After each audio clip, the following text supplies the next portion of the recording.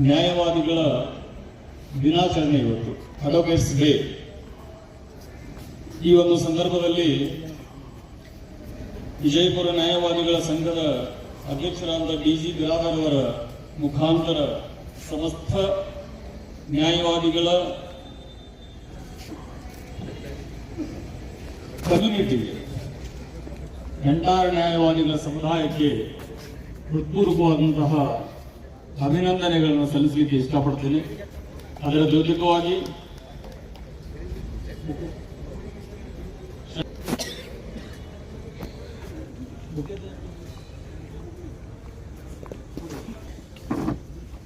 ನಾನು ಮೊನ್ನೆ SP ಸಾಹೇಬ್ರ ರಿಕ್ವೆಸ್ಟ್ ಮಾಡ್ಕೋತೇನೆ, ಡಿ.ಜಿ. ಬಿರಾದರ್ ಅವರಿಗೆ ಆ ಬಗೆಯನ್ನು ಕೂಡ ಅವರು ಅಭಿನಂದನೆ ಸಲ್ಲಿಸಲಿ ಅಂತೇಳಿ.